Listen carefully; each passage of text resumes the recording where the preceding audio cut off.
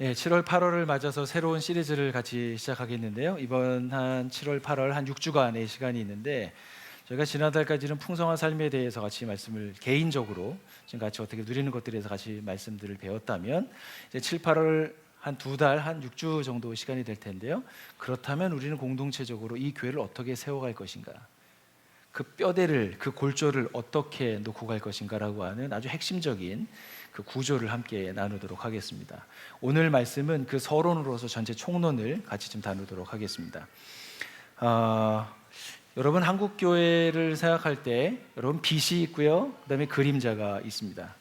여러분, 복음이 처음에 한국 땅에 발견된 때가 언제인 줄 아십니까? 1884년이라고 합니다. 지금으로부터 한 130여 년의 시간들이 지났습니다. 그 복음이 이 땅에 들어와서 처음 했었던 일은 무엇이었냐면 병원을 세웠습니다. 사람들의 몸을 치유하기 시작했습니다. 병자들에게 약을 나눠줬고요, 또 의료에 소외되어 있던 사람들을 의료 혜택을 받게 돼서 새로운 삶, 불편 없이 살도록 해주었습니다. 그것뿐만이 아니었습니다. 학교를 세웠습니다. 학교를 세워서 문맹을 대체했고요, 사람들에게 문화에 새로운 것들을 적용하기 시작했습니다. 즉, 사람의 마음을 가꿔가고 새로운 삶을 꿈꾸어갈 수 있도록 교육하는 일을 교회가 했습니다. 그것뿐만이 아니었습니다.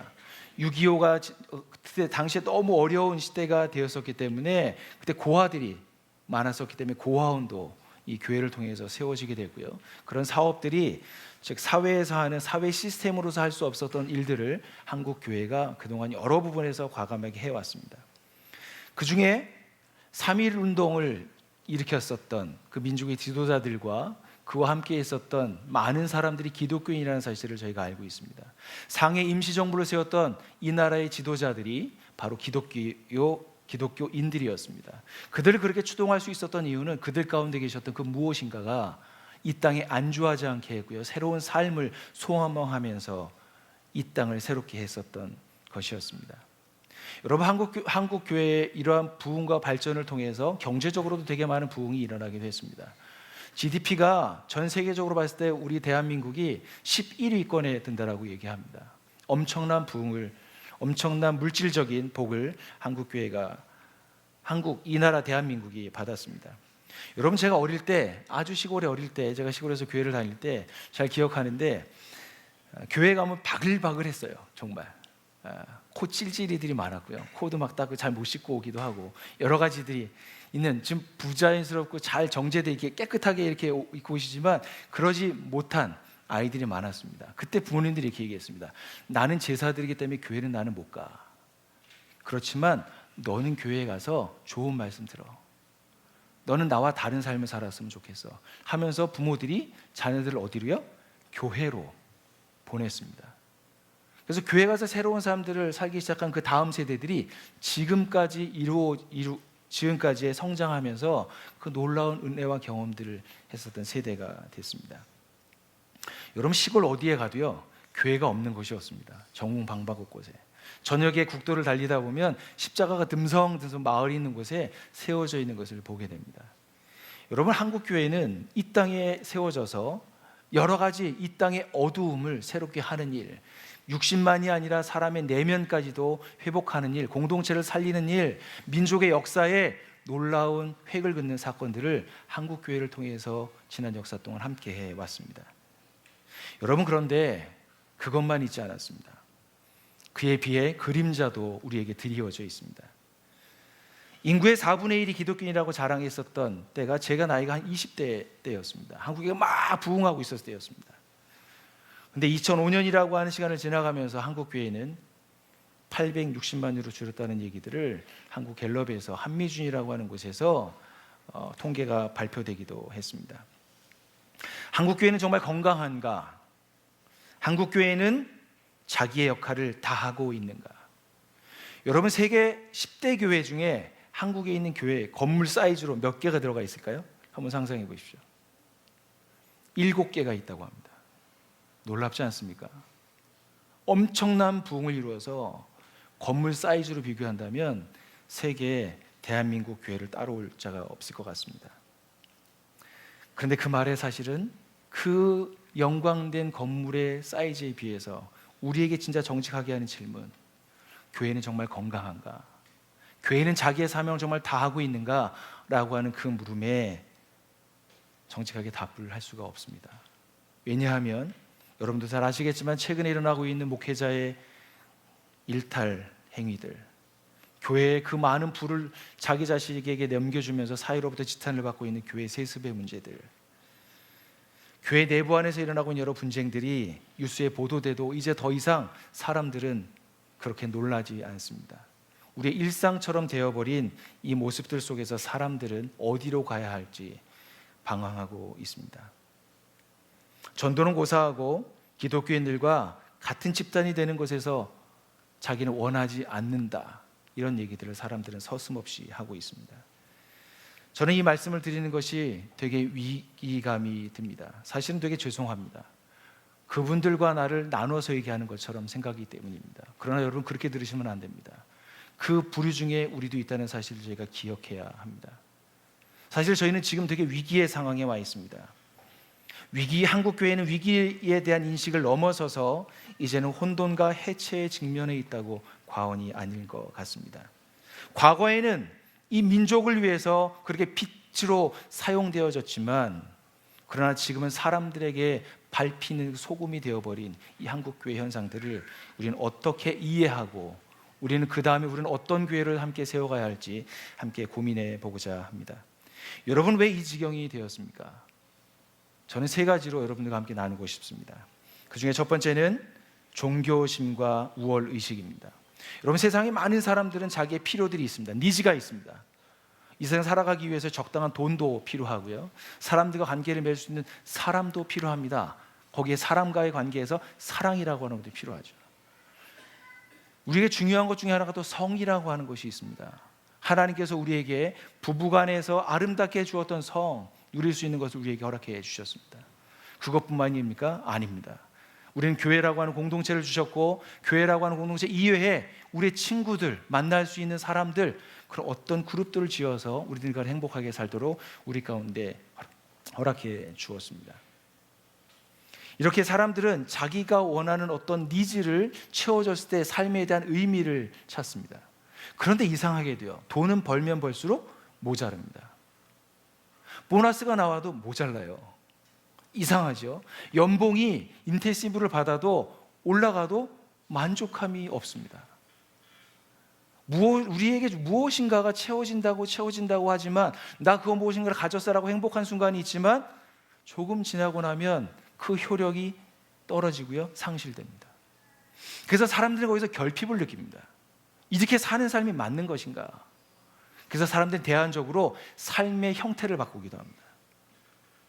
결혼이 그럴 수도 있고요, 자녀들을 낳기도 하고요, 내가 삶을 살았던 곳에서 이제는 더 공기 좋고 맑은 이런 양평 땅으로 이주해서 사는 것을 꿈꾸며 소망하기도 합니다.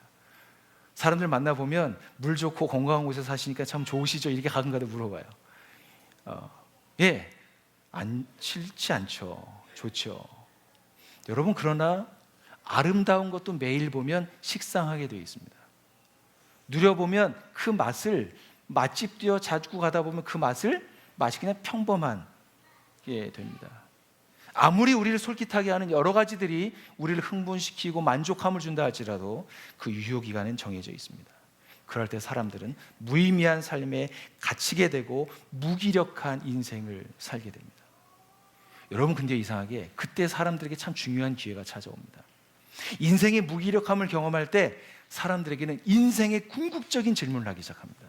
나 인생 왜 살고 있지? 나 지금까지 잘 살아온 것인가? 라고 하는 생에 있어야 될 질문들을 사람들이 하기 시작하면서, 나는 앞으로 어떻게 살며 살아야 되지라고 하는 그 질문 앞에 자기를 던져놓습니다. 그것이 사실은 사람들에게 있는 펠트니드입니다. 존재의 근원이신 분과 연결되는 것, 진리, 절대자, 신, 무엇인가 있을 거야. 나 혼자 동떨어져 사는 것이 아니라 무엇인가가 연결되면 내 근원으로부터 나오는 만족감이 나를 더 이상 가라게 하거나 목마르지 않게 할 거야 라고 하는 것을 생각을 갖습니다. 그때 마음을 열고 오감을 열어서 그런적인 분을 만나기 위해서 능동적으로 찾습니다.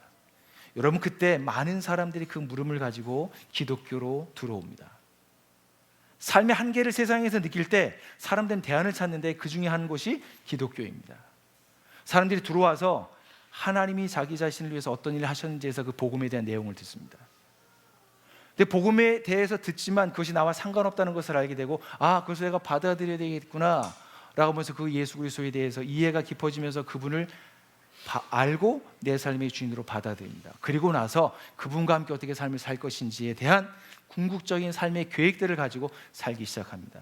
그래서 여러분, 사람들은 새로운 피조물, 새로운 삶, 나 혼자가 아니라 그리스도 안에서 사는 삶을 살게 됩니다. 여러분, 처음엔 이렇게 겸손하게 은혜로 시작합니다. 구원의 감격도 있고요, 은혜도 있고요. 그렇지만 시간이 가면서 이것도 또한 효력을 상실하게 됩니다. 진리가 문제가 있어서 아니고요, 내 관심이 더 이상 안도하는 순간 그것을 깊어지지 않게 되니까 어느 순간에 멈춰버리게 됩니다. 멈춰지게 되면 무엇이 우리 속에 들어오냐면, 여기에서 만족하고 있었던 것이, 풍성했던 것이 낮춰 지금 다시 우리의 옛날로 돌아가서 시각이 돌아갑니다. 곁눈질하게 돼서 그곳에서 또 무엇인가를 얻을 것이 없나, 여기에서 이런 영적인 것들도 누리고 이쪽에서, 세속에서도 내가 무엇인가를 찾아야 된다라고 하는 생각을 해서 그쪽에 곁눈질하기 시작합니다. 그래서 사람들은 어느 순간에 우리도 모르게 세상과 나를 구별하는 그런 이원론들이 우리 가운데 자리 잡게 됩니다. 그런 의식이 우리 가운데 일어납니다. 자신과 하나님과 깊어지는 개인적인 신앙에 깊어지면서 이 세상과 단절한 함몰 되어지는 웅덩이로 들어가기도 합니다. 즉, 종교적인 우월의식이 사람들에게 갇히게 됩니다. 나는 저와 달라, 나는 이 세상에 살지만 하나님이라고 하는 존재를 알고 그분과 살고 있어라고 하는 우월의식이 있는 반면에, 상대편에 봤을 때 넌 없잖아, 말은 하지 않지만 속으로는 그의 열등함을 우리는 구분하며 은근히 그것을 즐기기 시작합니다. 여러분, 그렇게 되어졌을 때 개인주의 신앙이 점점 깊어지면 깊어질수록 우리는 그 다음 자세로 나아가게 됩니다. 그것은 무엇이냐면, 한국 사회가 권위주의 시대에서 여러 단계를 거쳐가면서 지금 국민이 주인이고 시민이 주도해서 이끄는 주도적인 세력으로 바뀌어가고 있습니다. 그런데 교회는 그러한 세상의 변화에 대해서 어떻게 해요? 무관심합니다. 교인들이 가지고 있는 종교적인 우월의식이 세상을 죄악시하고요, 세상을 폄훼합니다. 그것은 부끄러운 우리의 민낯입니다. 상대를 대화의 상대로 보지 않고 적으로 몰아세워서 우리의 기득권을 지키려고 합니다. 여러분, 왜냐하면 교회 안에는 그대로 권위적인 구조가 있고요, 그것을 유지하기 위해서 자기 의견을 개진하거나 합당한 의견을 나누어서 그것을 반응하는 것을 배워보지 못했기 때문입니다. 그래서 이렇게 얘기합니다. 기독교는 선포는 하지만 대화가 없다. 잘 한번 들어보십시오. 우리 속에 무엇인가가 우월의식이 가득할 때 상대방의 이야기를 들으려고 하는 것인지, 아니면 대화를 하려고 하는 것인지, 내가 믿고 있는 바를 넌 믿어 라고 하는 것으로 전달해서 그에게 그것을 강요하는 것인지. 여러분, 문제는 공존하는 것을 모른다는 것입니다. 기독교인들이 다른 조직에 있는 것과 다른 사람들과 대화하는 것을 여러분 공생할 수 있는 좋은 기회인데 그것을 타협이라고 생각합니다. 관용은 상대방을 인정하면서도 모든 것을 받아들이지 않는 것입니다. 관용의 대상을 그렇게 받아들입니다. 여러분, 한국 교회는 이러한 것들로 참 어려움을 겪어가는 것 같습니다. 사실 겉으로 보이는 것은 아니지만 우리 속에 있는 무엇인가가 그렇게 합니다. 그런데 첫 번째 말씀드렸던 이 종교적인 우월의식과 두 번째 말씀드렸던 한국 사회의 변화와 시민사회에 대한 이런 무관심은 사실은 세 번째 있는 곳에서부터 기인합니다. 더 근본적인 원인이 있는데요, 그것은 무엇이냐면 그릇된 신학에 기초한 왜곡된 믿음에 있습니다. 여러분, 한국교회는 제가 말씀드렸던 것이 빛과 어둠이 있습니다. 빛과 소금이 되어야 될 마땅한 이 한국 사회에서 부도덕한 일들이 많이 보도되고 있습니다. 여러분, 그 핵심에 이 대형 교회가 점점 커지면 사회 영향력이 점점 많은 것이거든요. 근데 이 큰 교회들이 점점 커졌으면 얼마나 좋은 영향을 줄 수 있음에도 불구하고 그 반대로 비리와 세습과 여러 사회적인 문제를 일으키는 자정 능력을 상실한 곳이 바로 교회가 되어버렸습니다. 여러분, 다시 말씀드리지만 이런 말씀을 하는 것은 교회를 시작하고 있는 작은 교회가 그들과 우리를 분리하려고 하는 것이 아닙니다. 우리 속에도 그러한 유전인자가 있습니다. 그 유전인자의 깊은 곳에 무엇이 있는 줄 아십니까? 그것은 바로 번영의 복음에 있습니다. 여러분, 서울 영동교회 정현구 목사님이라는 분이 계십니다. 제가 그분을 한 3, 4년 전에 알고 나서 그분이 하시는 여러 가지 좋은 건강한 운동이 참 많습니다. 그리고 건강한 목회자이시고요, 교계에 아주 좋은 어른이십니다. 그리고 그분의 쓰는 글은 아주 인사이트풀하고요, 대안까지도 아주 신선합니다. 아주 본질에 닿아 있습니다. 그분은 이런 현상을 보고 이렇게 말씀하셨습니다. 제가 한번 읽어드리겠습니다. 번영복음은 참 오랫동안 교회의 강단을 지배해 왔습니다. 그 화려한 번영복음 속에서 은밀한 기만의 누룩이 있었음을 잘 몰랐습니다. 유사복음 속에 섞인 비복음의 누룩을 제대로 분별하지 못함으로써 치른 대가는 실로 매우 컸습니다. 겉으로는 교회가 번영하는 것 같았지만 안으로는 쇠락하였고, 겉으로는 세상 곳곳에 교회당이 높이 세워졌지만 그 교회들은 세상이란 바닷속으로 서서히 침몰하였고, 세상을 선도하기보다는 세상의 한 부속물처럼 된 것입니다. 그 원인은 종교개혁 당시나 지금이나 동일하게 복음의 왜곡이었습니다. 해답도 그 당시나 지금이나 마찬가지로 참된 복음의 횃불을 드는 것입니다. 여러분, 더 대단한 통찰력이 있고요, 해결책까지 제시하고 있습니다. 교회는 겉으로 화려하게 지어 있지만 그 속은 계속해서 무너져가고 있었더라. 그러니 속이 보이지 않는 곳이 무너져 있으니 겉으로 드러나는 것은 시간 문제였다라고 진단하고 있습니다. 이러한 현상이 어디요? 종교개혁 전에 있는 구교, 캐톨릭 안에도 있었습니다. 우리가 지금 살아가고 있는 이 땅에서 우리들은 이 세상에 있는 여러 가지 종교적인 우월의식과 세상에 대한 무관심과 그것을 가능하게 만드는 번영의 복음에 쌓여있는 순간 우리 또한 이곳에서 비슷한 교회가 되지 않을까 하는 염려가 있습니다. 아무리 나들목이라고 하는 교회에서 우리가 건강하게 훈련을 받고 우리가 있지만 우리 자신을 제대로 성찰하지 않는다면 우리도 어느 순간에 그 중심을, 그 핵심을 잃어버리지 않을까 염려된다라고 하는 것입니다. 사랑하는 나들목 양평 가족 여러분, 우리는 하나님께서 원래 계획하셨던 바로 그 교회를 이 양평 지역에 세우도록, 그 위대하고 그 영광된 교회를 세우도록 우리는 부름을 받았고요, 우리는 이곳에 헌신했습니다. 여러분, 우리는 이러한 상황 속에서, 제가 아까 전반부에 말씀드렸던 그런 상황 속에서 우리는 이곳에서 그러한 교회를 함께 세워가기로 결의하고 이 자리에 함께 모여 있습니다. 여러분, 우리는 다시 본질로 돌아가야 합니다.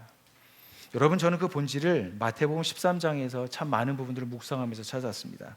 그 중에 오늘은 마태복음 13장 31절과 32절에 있는 말씀을 중심으로 여러분들과 함께 나누도록 하겠습니다. 같이 한번 읽도록 하겠습니다. 시작.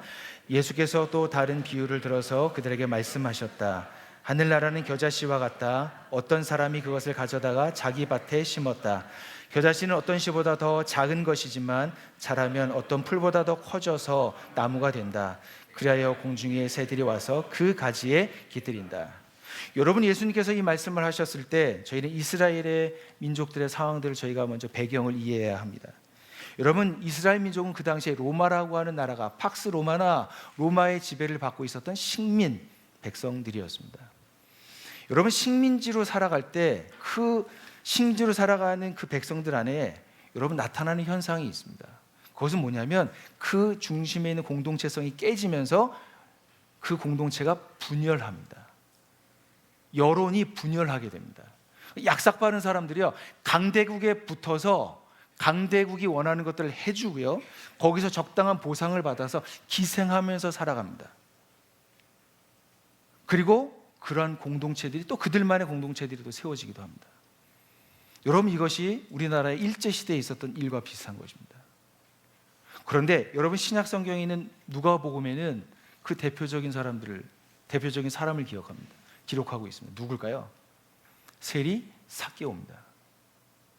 삭개오와 그의 친구들은 바로 이러한 일을 하고 있었던 사람입니다. 사실 이 마태복음을 기록하고 있었던 마태도 전 직업이 무엇이었습니까? 세리였습니다. 세리는 친로마에 붙어 있어야만 얻을 수 있는 공직이었습니다. 사람들은 그렇게 자기들의 기득권, 생명을 얻기 위해서 어떻게 해요? 기득권에 기대어서 자기 것을 얻고요, 적당하게 삽니다. 즉, 자기 민족의 고열을 짜서 말이죠. 이뿐만이 아니었습니다. 이스라엘 민족은 4개의 파로 나뉘어져 있었습니다. 바리새파, 사두개파, 에세네파, 열심당원으로 나뉘어져 있었습니다. 이분들이 모두 다 원하였던 것은 무엇이었냐면 이 정치적으로, 종교적으로 로마라고 하는 나라로부터 어떻게 독립하는, 출로마 하는 것이 이들이 가지고 있는 소망이었습니다. 자신들의 성향에 맞춰서 많은 사람들이 이 파에 가입을 했고요, 운동을 했습니다. 여러분, 그런데 이들은 하나님께서 약속하셨던 메시아를 기다렸습니다. 그런데 잘 보십시오. 메시아를 기다렸었던 이스라엘 민족들이 있었지만 하나님께서 말라기 선지자 이후에 예수님이 오시기 전까지 한 400년이라고 하는 기간 동안 하나님은 어떻게 해요? 침묵하셨습니다. 아무 말씀도 안 하셨습니다. 그래서 사람들은 메시아가 오기는 뭘 와? 오지 않을 거야. 그러면서 자신들만의 대안을 찾고요, 하나님 상을 만들기 시작했습니다. 그곳에 사람들은 숨었고요, 그곳에서 사람들은 적당한 위안과 안일함을 얻었습니다. 사실 바리새파, 사두개파, 에세네파 이런 사람들도, 특별히 에세네파는 광야 같은 곳에 살았거든요. 세상과 완전히 단절했었던 수도원과 같은 생활했던 사람이 에세네파입니다. 세례 요한은 이 파라고 얘기도 합니다. 바리새인들, 사두개인들, 적당하게 로마에 있는 분들과 연결되어서 자신들의 지위를 유지했었습니다. 완전히 그것에 반대했던 사람들이 열심당원이었습니다. 우리나라로 치자면 의열단과 같은 사람들이었어요. 그래서 어떻게 해요? 이분들은 몸으로, 행동으로 자신들의 독립을 쟁취하려고 했었던 사람들이었습니다. 여러분, 이런 역사적인 상황과 배경에서 예수님께서는 이렇게 말씀하고 있습니다. 하나님의 나라는 겨자씨와 같다. 하늘나라는 겨자씨와 같다. 여러분, 여기서 저희가 잘 보고 하나 넘어가야 될 건 뭐냐면 하늘나라라고 하는 것입니다. 여러분, 사람들이 대부분 하늘나라 하면 어떤 생각이 나나요? 죽어서 가는 곳, 이 땅과 다른 어떤 곳, 그곳에 가는데 그곳은 가려면 이 땅에서 죽어서 가는 곳이야. 고생하지 않고 갈 수 있는 선한 곳이라고 사람들은 이야기합니다. 사실 개역 성경에는 이 하늘나라가 천국이라고 기록되어 있습니다. 그렇게 번역이 되어 있습니다. 그러니 천국이라고 하는 단어가 무엇일까라고 하는 것입니다. 그런데 이 세상에서 쓰고 있는 천국이라고 하는 개념과 성경에서, 마태복음에서 기록하고 있는 천국이라고 하는 개념이 너무 다릅니다. 무엇이냐면 이 천국이라는 단어의 원어의 뜻은 뭐냐면 바실레이아라고 하는 언어의 뜻이 있습니다. 왕권, 왕이, 나라, 다스림이라고 하는 뜻이 있습니다. 영토적인 개념이라기보다는, 즉 하나님께서 다스리는 곳, 하나님의 통치를 받고 있는 사람들, 그것이 무엇입니까? 하나님의 나라, 하늘나라, 천국이라고 하는 것으로 이 말씀은 기록을 하고 있습니다. 그래서 여러분, 하나님이 다스리는 영역이 바로 천국이고요, 하늘나라입니다. 그래서 여러분, 누가복음 13장에 보면 예수께서 말씀하셨다 하나님 나라는 무엇과 같은가라고 해서 누가복음에는 하나님 나라라고 기록합니다. 왜냐하면 마태복음은 유대인들이 회심해서 기독교 안으로 들어왔기 때문에 유대인들에게 맞는 단어인 천국, 하늘나라라고 하는 단어를 썼고요, 누가복음은 읽는 사람들이 누구냐면 이방인들이었습니다. 그렇기 때문에 그들에게는 하늘나라라고 하는 새로운 성경에서 얘기하고 있는 말씀을 그들에게 번역해서 가르쳐주고 있었던 것이었습니다.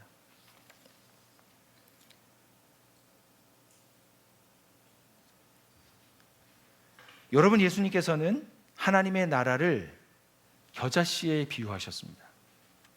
여러분, 예수님이 겨자씨를 가져왔다고 우리에게 말씀했는데요. 여러분, 우린 그렇다면 질문입니다. 겨자씨는 무엇일까? 여러분, 32절을 말씀해 보면 겨자씨는 어떤 씨보다 더 작은 것이라고 이야기하고 있습니다. 사실 이런 뜻입니다. 겨자씨는 너무 작아서 사실 손에 올려놓고도 잘 모를 수 있거든요. 무게가 사실 느껴지지 않아요. 봐도 잘 보이지가 않습니다. 아주 작기 때문에. 즉, 눈여겨보지 않으면 그 실체가 있는지 없는지 알아차릴 수 없다는 것이 이 겨자씨가 가지고 있는 특징입니다. 그런데 그 예수님께서는 하늘나라는 겨자씨와 같다라고 말씀하셨습니다. 이것은 아무렇게나 발견되지 않는 것이고요, 세심하게 살펴야 되고 겨자씨가 지향하고 있는 것이 무엇인지를 관심을 갖고 찾는 사람들에게만 주어지는 특권이라고 이야기하는 것입니다. 여러분, 마태복음 13장 11절에 있는 말씀을 같이 한번 읽겠습니다. 시작. 너희에게는 하늘나라의 비밀을 아는 것을 허락해 주셨지만 다른 사람들에게는 그렇게 해주지 않으셨다. 여러분, 누구에게요? 너희에게는 하늘나라의 비밀을 어떻게 해요? 아는 것을 허락했지만 다른 사람들에게는, 즉 그들에게는 하늘나라의 비밀을 아는 것을 허락하지 않았다라고 말씀합니다. 즉 이것입니다. 겨자씨라고 하는 말을 했다라고 하는 것은 무엇이냐면 이들만이 알고 있는 비밀 언어였습니다. 여러분, 군대에 가면 저녁에 우리 초소에 서다 보면 이야기하지 않습니까? 적인지 아군인지 식별하기 위해서 뭐 하나요? 얘기하나요? 암고하지 않습니까? 암고. 제가 아까 1부 때는 그 단어가 생각이 안 나가지고 물어봤는데 거기 다행히 형제가 한 명 있어가지고 알았습니다. 암고가 있습니다. 여기에서 만약에 고구마 하면 이쪽에서 담배 이렇게 얘기해야 되는 겁니다. 만약 그게 그날에 나오면 이게 매일마다 바뀌거든요, 군인들은. 근데 이걸 모르면 아무리 장교라도 초소에 있는 사람이 멈추지 않으면 총을 쏴도 군법에 회부되지가 않습니다. 왜냐하면 그는 암구를 지켰기 때문이죠. 여러분, 같은 편끼리는 뭐냐면 이런 비밀이 서로 간에 어떻게 되나요? 공유되고 있습니다. 여기 예수님께서 말하고 있는 너희에게는이라고 하는 그 너희는 바로 제자들입니다. 그 제자들에게 이 겨자씨가 무엇인지를 예수님께서는 알려주셨고 그들은 이 겨자씨가 무엇인지 듣자마자 그것을 알아차렸다는 것입니다.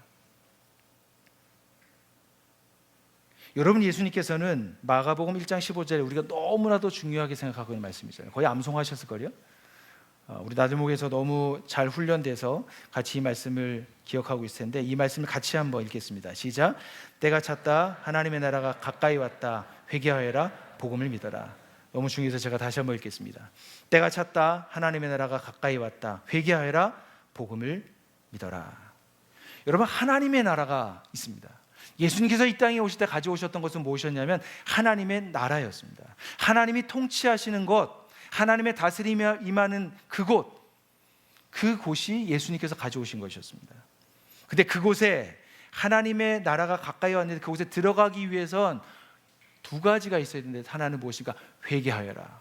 그리고 복음을 믿어라 라고 하는 것이었습니다. 여러분, 첫 번째 하나님의 나라에 들어가기 위해서는 회개하는 것입니다. 회개는 다름이 아니라 뉘우치는 것이 아니고요, 회개는 유턴하는 것입니다. 자기의 삶의 방식, 그 삶에서 나오는 행동의 패턴들을 결정하는 내 선택의 기준, 삶의 가치관, 삶의 중심, 궁극을 바꾸는 것이 무엇입니까? 회개입니다. 여러분, 회개는 눈물 한 번 흘리는 것으로 되는 것이 아닙니다. 내 삶의 아주 궁극적인 내 삶의 주인 되어서 살아갔던 삶을 내어놓고 하나님의 주인 되셨음을 알고 그분을 내 삶의 주인으로 받아들이는 그 일이 바로 무엇입니까? 회개입니다. 회개하는 사람들에게 두 번째로 나아갈 수 있습니다. 무엇입니까? 예수 그리스도라고 하는 그 복음을 믿을 수 있는 자격이 주어집니다. 예수님을 믿을 때 사람들은 그의 나라에 들어가는 것입니다. 예수님을 믿고 있을 때 사람들은 하나님 나라의 복음의 근원인 겨자씨의 DNA에 이르게 되는 것입니다. 예수님께서 말씀하셨던 이 겨자씨는 다른 것이 아니라 예수님 본인이셨습니다. 예수님, 그럼 겨자씨의 DNA는 무엇입니까? 예수님이 이 땅에 오실 때 가져오셨던 하나님 나라의 복음이 바로 겨자씨 DNA라고 할 수 있습니다. 여러분, 이 세상은 깨어지고 아파하고 무기력하고 소망이 없는 이 땅에 새로운 이 땅을 회복하시기 위해서 자기 아들을 내어 주셔서 상하고 찢기게 하셨던 분이 바로 예수님이셨습니다. 사실 유대인들이 기다리고 있었던 진짜 메시아였어요. 왜냐하면 이 당시에 많은 메시아가 왔었거든요. 거짓 메시아가.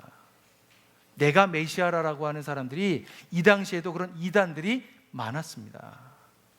근데 진짜가 왔을 때 하도 속아서 진짜가 왔는데 잘 몰랐습니다. 그러니 자세히 살피지 않고서는 볼 수가 없었습니다. 왜냐하면 예수님은 행색이 아주 허름했거든요.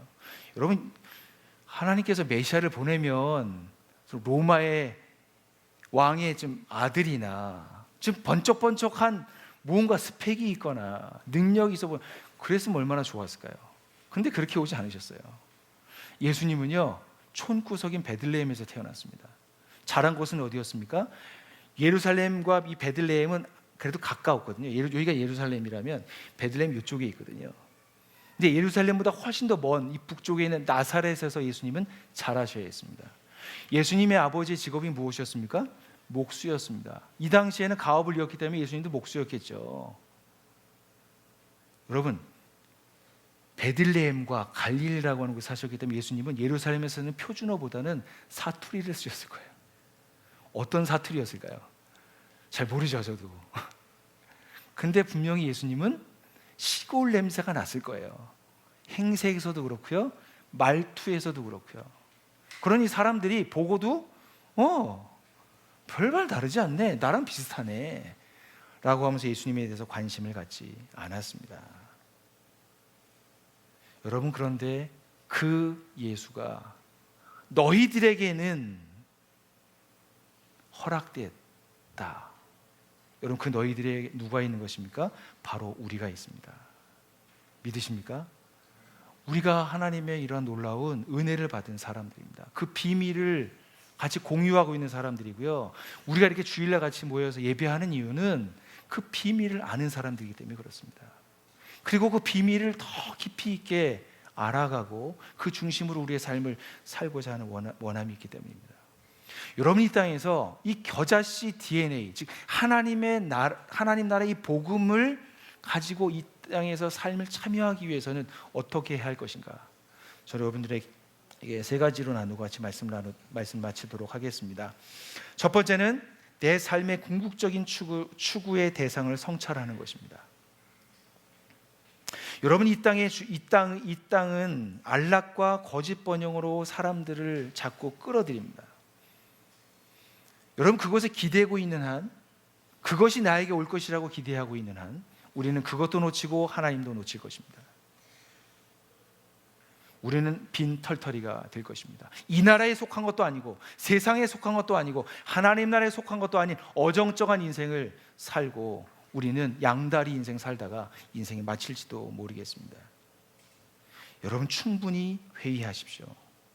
돈, 명예, 힘, 성, 인정, 그런 것에 바벨탑을 쌓기보다 어느 순간에 그것이 무너지게 되면 우리는 무가치하고 무기력한 삶을 살 수밖에 없었던 우리였지만, 그러나 우리에게 진정한 행복과 진정한 번영을 주셨던 그 하나님 나라의 복음인 그 겨자씨의 아주 작지만 겨자씨의 DNA를 가지고 여러분의 삶들을 다시 한번 재정립하십시오. 여러분, 부탁드립니다. 우리는 이 땅에 소속된 사람들이 아닙니다. 우리는 하나님 나라에 속한 백성으로서 이 땅에 육신이 있는 한 사는 나그네 인생이라는 사실을, 우리는 이 땅에 영원히 살 수 있는 곳이 아닙니다. 더 이상 여러분 속지 마십시오.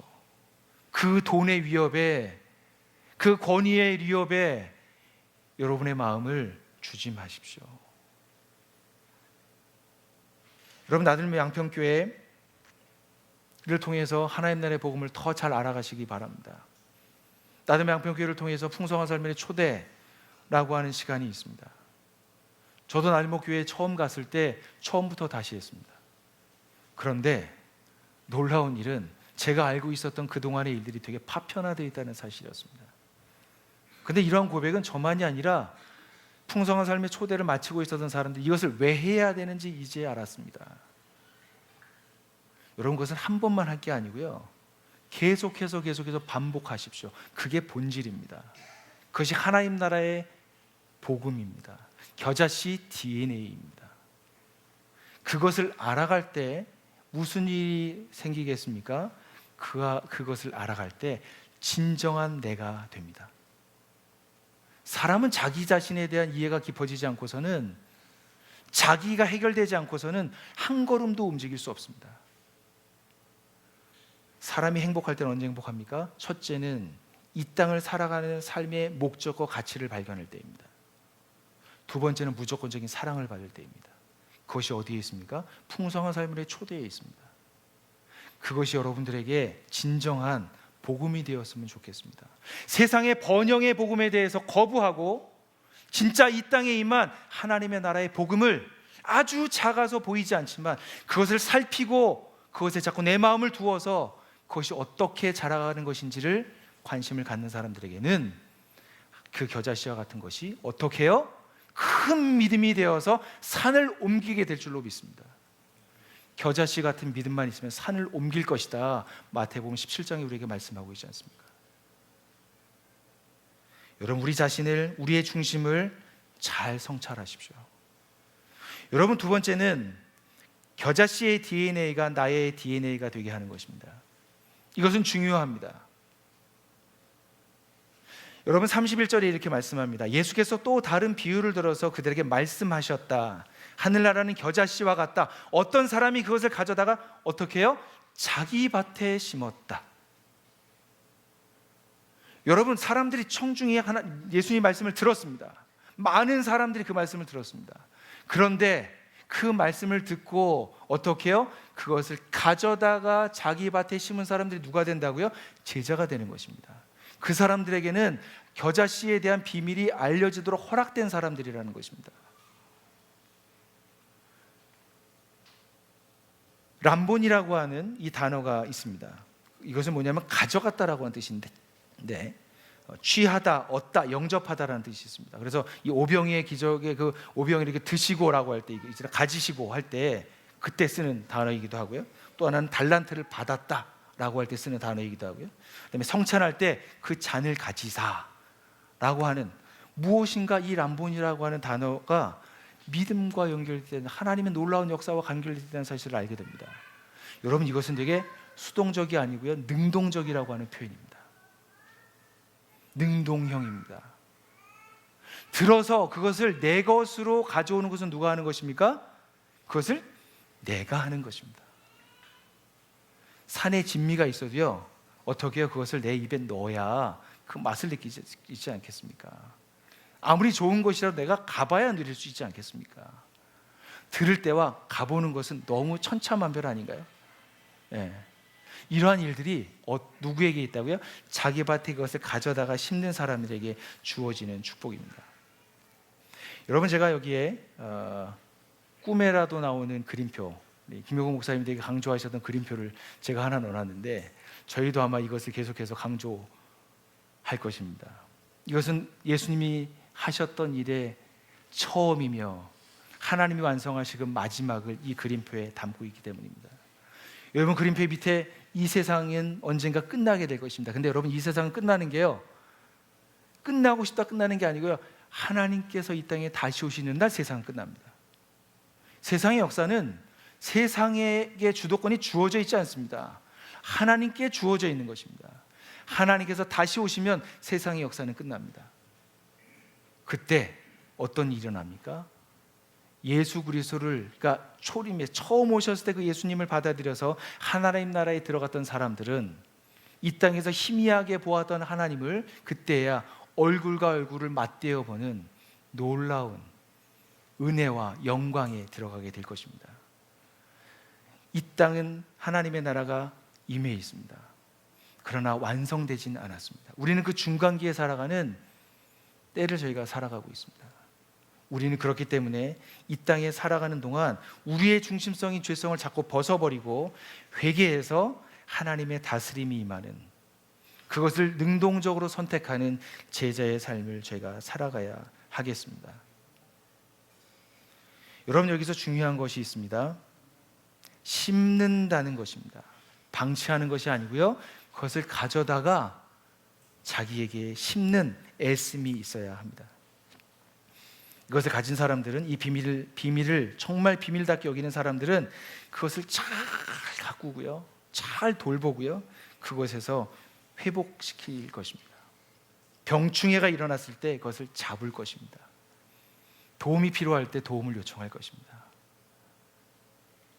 여러분, 그래서 있는 자가 더 하나님의 나라의 복음을 알게 될 것입니다.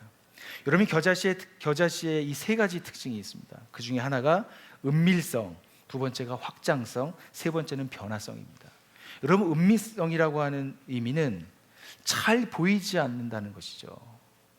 그런데 그 작은 것이지만, 저처럼 하나님의 나라는 보이지 않지만 그러나 그것은 노출되어서 성장한다라고 하는 의미가 있습니다.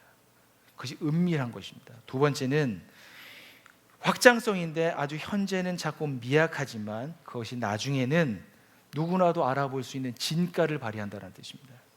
세 번째는 변화성입니다. 그것을, 겨자씨를 발견한 사람들이 처음에는 참여해서 아주 아무것도 아닌 것처럼 곳에 참여해서 심어 놓겠지만, 그러나 때가 되면 놀라운 변화를 그 겨자씨를 통해서 경험하게 됩니다. 여러분이 겨자씨를 가지고 있는 사람들은 이 땅에 속한 사람들이 아니라 하나님의 나라에 속한 사람들입니다. 여러분, 마지막으로 저는 여러분에게 이렇게 좀 도전을 드리고 같이 일을 했으면 좋겠습니다. 겨자씨 DNA로 이루어진 공동체를 세워가자라고 하는 것입니다. 여러분, 32절의 말씀의 마지막 본문인데요, 저희가 같이 한번 읽도록 하겠습니다. 시작. 겨자씨는 어떤 씨보다 더 작은 것이지만 자라면 어떤 풀보다 더 커져서 나무가 된다. 그리하여 공중의 새들이 와서 그 가지에 깃들인다. 여러분, 겨자씨는 자라면 아주 적은 것인데, 예전에 그 이스라엘 그 선교사님 중에 한 분 저희 교회 사역자에 계셨던 분이 있으셨어요. 요르단 선교사님이었는데, 그분이 한국에 오시면서 겨자씨를 가져오셨어요. 진짜 저 보여줬거든요. 봤는데 정말 볼펜 심 있잖아요. 볼펜 심보다 작아요. 네, 정말 작거든요. 근데 그거를 저희가 사역하고 있는 사역동에 있는 그 화단에다가 심었었어요. 심었는데 정말 때가 되니까 자라더라고요. 한 요 정도 자랐는데요, 이게 가느다랗게 풀처럼 됐는데 노란 꽃이 펴요. 향도 있습니다. 향도. 네. 나중에 거기서 씨가 맺혔는데 정말 눈에 보이지 않게 맺혔습니다. 근데 사실 기후가 이 대한민국에 맞지 않는 거잖아요. 근데 이 겨자가 자라면 어떻게 되냐면 3m에서 4m 정도까지 큰다고 합니다. 그리고 겨자 나무에는 새들이 깃든대요. 검은 방울새인가 하는 새들이 거기 항상 깃들어 있다고 합니다. 나무가, 이 겨자가 아주 작은 것이지만 그 작은 것이 자라면 거기에 새들이 깃들 정도로 놀라운 변화성, 확장성, 아주 은밀했지만 그러한 것들이 이 가운데서 보여지게 됩니다. 여러분, 이 본문의 마지막 부분에 뭐냐면 그 가지에 깃들인다라고 얘기합니다.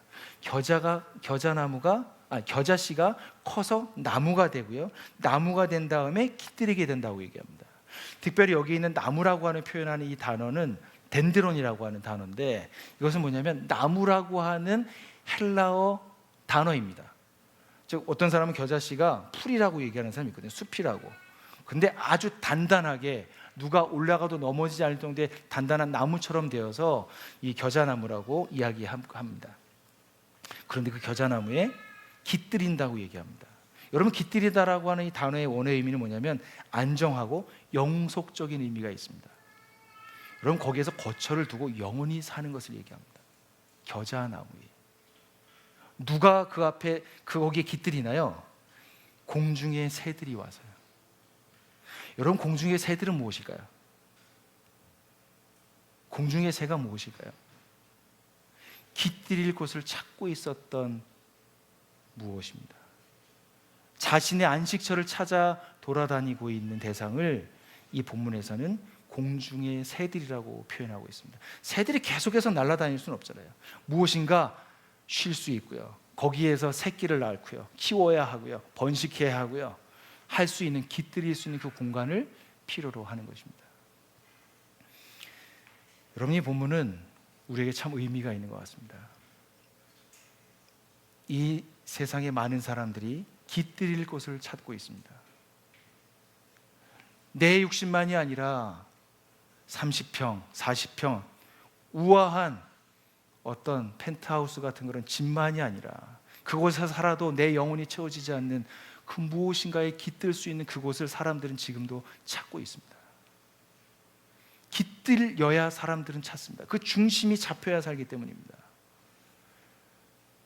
여러분, 나들목 교회는 처음에 세워질 때, 나들목 교회라고 하는 교회로 세워지기 전에 사실은 김효고 목사님과 사모님이 한 가정교회에서 시작을 했습니다. 아주 작은 집에서 모이는 가족 모임으로 시작을 했고요. 그것이 교회가 세워져서 4개의 가정교회가 분가가 됐고요. 그래서 18년이 지난 다음에 84개의 가정교회가 되고 지금 저희는 5개의 교회로 어떻게 해요? 분립, 분교회에서 이 자리에 저희가 있습니다. 여러분, 처음에 그 겨자씨와 같은 가정교회로 시작된 한국 사회의 이 현실의 교회로서 진짜 교회가 되기 위한 교회에 대한 물음을 가지고 공부하고 찾고 그 일을 위해서 시작하지 않았다면 지금 우리는 없었을 것입니다. 그러나 그때의 그 시작이 18년 이후에 지금 저희를 여기에 두었습니다. 그러나 그것은 단순하게 시간이 간다고 되는 것이 아니었고요. 겨자씨의 DNA였던 하나님 나라의 복음을 가지고 그 속해 있는 깃들였던 사람들이 하나님 나라의 복음으로 새롭게 되고 그것을 꿈꾸게 되고 우리가 세워진 지역에 들어가서 다시 하나님 나라의 복음으로 이 교회를 사람들이 와서 깃들 곳을 세우기를 결단했기 때문에 가능했습니다. 여러분, 말씀의 결론을 맺도록 하겠습니다. 여러분, 건강한 공동체를 세워가는 값비싼 인생이 되십시오. 여러분, 건강한 교회를 세우는 것은 정말 중요합니다. 여러분, 교회를 다니고 싶지만 다닐 만한 교회가 없다고 이야기합니다. 교회 가도 세상에서 얻지 못하고 있는 열등감을 그곳에서 사람들이 느끼게 하는, 더 많은 누구는 복을 받는데 누구는 그곳에서 자꾸 소외되어 가고 있는 모습들을 사람들이 느끼고 있다고 합니다. 진짜 복음을 알고 싶은데 가르쳐주는 곳이 없다고 얘기합니다. 여러분, 저는 나들목 교회에 있을 때 아니라고 생각을 했었어요. 별로 그 말이 한 반신반의했던 것 같아요. 그런데 제가 나들목 양평교회에 같이 이곳에 와서 함께 사역을 하면서 여러분들을, 손님들을 만나서 얘기 들으면서 알게 된 사실은 무엇이냐면 진짜구나, 깃들일 것을 찾고 있구나. 여러분, 우리에게 건강한 교회를 세우는 것은 우리의 인생에 살아가면서 가장 고귀한 일이고 위대한 일이고 영광스러운 일입니다. 여러분이 이 일을 위해서 작은 겨자씨와 같이 지금은 여러분이 하는 일이 보이지 않는다 할지라도 진짜 생명력을 가지고 있는 하나님 나라의 복음이 여러분에게 있다면 언젠가는 그것이 싹이 나고 자라서 때가 돼서 나무가 되면 그곳에 사람들이 들어와서 깃들이게 될 줄로 믿습니다. 이미 그런 분도 계실 것입니다. 그런 분은 열심히 그 일을 다림박질해 주십시오. 그 사실을 잘 모르신다면 이 겨자나무, 그 나무에 들어오기를 소망하십시오. 나도 저기에 들어가야 되겠다.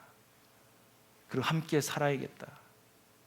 이 땅의 나그네 인생이고 이 땅의 번영의 복음에 속지 않고 진짜 하나님의 나라의 복음을 받아들여 그 완성될 것들을 소망하는 그 놀라운 역사에 내 인생이 쓰이기를 원한다. 그러한 일을 함께 해나가는 저희 나들목 양평교회 가족이 되시기를 간절히 소망합니다. 시간에 같이 들은 말씀을 생각하면서 같이 이 시간에 침묵하도록 하겠습니다.